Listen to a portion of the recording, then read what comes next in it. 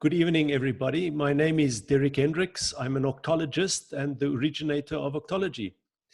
Now, the purpose of this session is to work with the concept of Orgtology, what it is, what it means. Now, the word Orgtology is a blend between the words organization and the Greek word logy, meaning the logic of organizations or the science of organization. So we try to find a scientific way to understand organizations.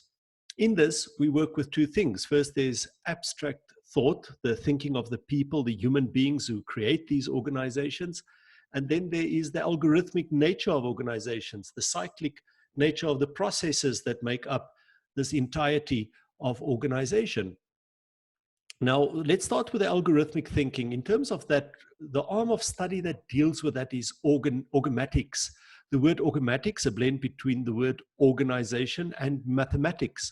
So it looks at the logic side of organization. And there we work with duality. Now, this is a different concept than most of you or people who have done an MBA or any business-like studies or organizational studies would find, because we don't believe in a linear way of thinking about organizations. We look at duality.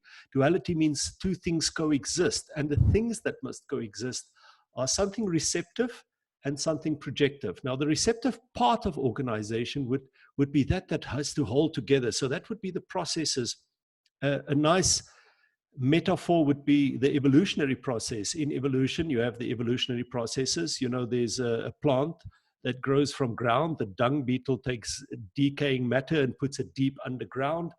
The antelope eats the plant. The lion eats the antelope. The lion becomes ground. So that's a nice algorithmic process that happens. Now, what changes this process is, firstly, there's something from the outside. There's the environmental change, and that environmental change creates a mutation, as Darwin called it. You know, there's something that doesn't work exactly according to this algorithm, but that becomes the competitive advantage of a species or a plant type.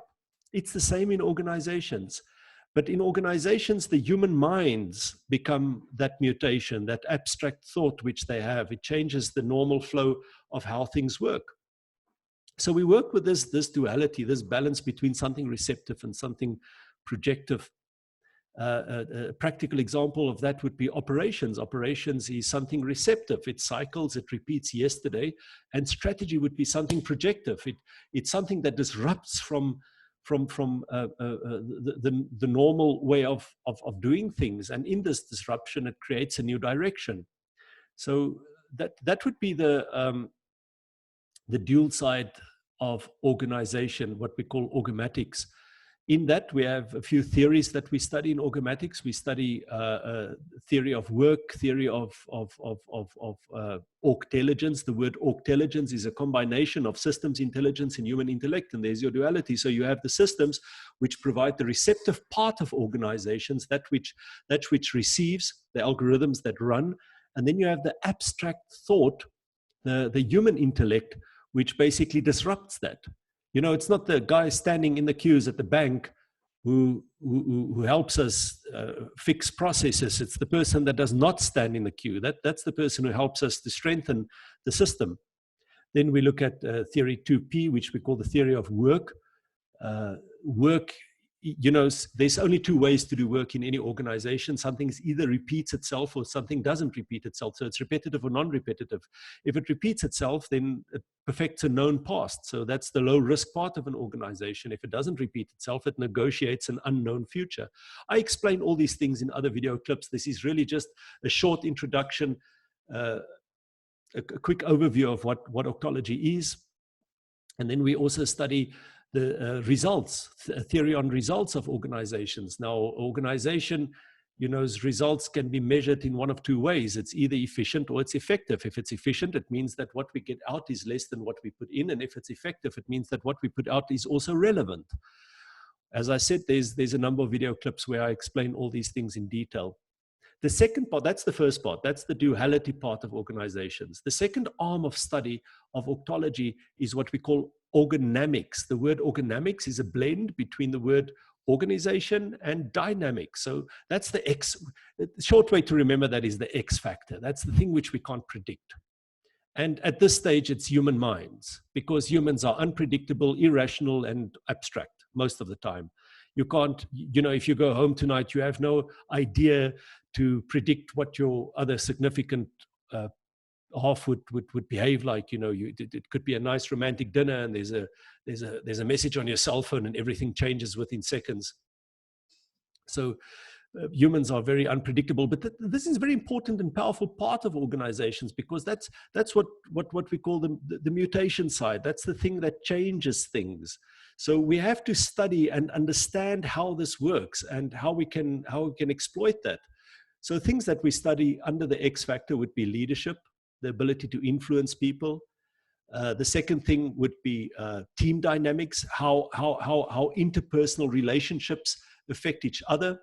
And then also intrapersonal dynamics, you know, what makes people tick? How do they deal with stress and hardness and hardships, etc. So that's then the two parts. There's the dual part and then the X factor. These things are supposed to, we try and drive two things in Orgtology. The first is what we call the relevant and performing organization. And the second is the relevant and performing individual. If we put these two things together, then you should have a functioning engine, institution, organization that works quite well, that can perform and stay relevant at the same time. Now, if you call something scientific, then it has to have a unit of measure. So we must be able to measure something. This is a problem, because we're working with something abstract and something mathematical. So to find one unit of measure in this is problematic. The best we can do at this stage is to look at an activity. An activity is something that happens within the boundaries of time and space. And the beautiful thing about an activity is that it can carry infinite data. I mean, activities have resources. There's people, money, and assets that makes these things go round and that makes them tick. It fuels them. The fuel of activity are resources. And then we also have, well, activities have time, they have space, they have you know, outputs and outcomes, and there's a myriad of things that can go into an activity. Now, activities, what we study in Orgtology is not so much what you put into activity, you know, that's up to the creativity of the organization. But what we're interested in is how to arrange them, because if you start putting activity becomes meaningful in relation to other activities. So once you start putting activities together, you get something, you get a result. Activity can only behave in one of two ways. It either repeats itself or it doesn't. If it repeats itself, it creates an operational side of organization. If it does not, it creates the strategic side of organization. The one negotiates a future, and the other one perfects a known past. So when you start arranging activity, you either get outputs, which is the result of repeating a known past, or outcomes, which is the result of the negotiation with an environment, a relationship. Organizations cannot exist without relationships. It's not possible. If you take that reciprocal interaction away, then an organization will die. So it's utterly and it's totally dependent on the relationship it has with an environment. So your outcomes would be the result of interaction with an environment, and an output would be a product. If I could explain this in practical sense, that would be, you know, if you make cars, for instance, that would be an output. You could do that efficiently. You know, you could use the minimum amount of resources to get your result, your outputs. But whether people like the car or enjoy the car, or whether you know, it's a good car and it sells well, that's an outcome. That's what happens because of a relationship with an environment. So to end this session, I would say that Orgtology is not just a new name for old stuff. It really is a different way of thinking about organization. The linear thinking is something that we reject. You know, if I think about a few things, to give you an example, if I ask people what is the difference between a mission and a vision, people would tell me that, you know, vision is where we want to go and mission is how we get there. If you think about, from an Orgtology perspective, that's quite nonsensical, because the whole statement implies that the annihilation of a mission, which really doesn't make sense. To us, we would rather look at the coexistence between purpose and intent. that which needs to create algorithm and that which needs to keep this relevant. So we work with purpose that drives performance and intent which negotiates a future.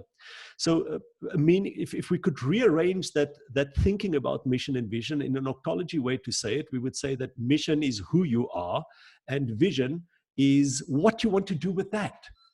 That's a dualistic existence. That's not, you know, the one creates the other, or we have to kill the one to get to the other, or anything like that. Another example would be leadership and management. If you look at the popular writing on this, then people, you know, the motivational writers would tell you that you should be more of a leader and less of a manager. We don't hold on to that. We would say leadership represents the projective part of organizations. They are the people who change things. And managers represent the repetitive or the receptive part of organizations, which means that managers are management is the component of organization that holds the least risk. Leadership creates immense risk because it changes stuff. So you would want any organized system would want a ratio where there's more than 50% receptive and less than 40% or 50% projective. In a government institution, we would say, you know, strategy should be kept at about 20%. We don't want highly strategic governments. We just want to shorten the queue or public services. We want to shorten the queues, you know, at the Department of Home Affairs. That's Orgtology in a nutshell. I hope this helps. Please watch the other videos where we explain more. We are currently offering a 21-day program on Orgtology at no cost. It's to see, you know, to get interest into the topic. If you're interested to continue your studies, to become an Orgtologist and register through the International Orgtology Institute, well, then you need to write a few exams, and there would be a small cost involved in that. Thank you very much for your time.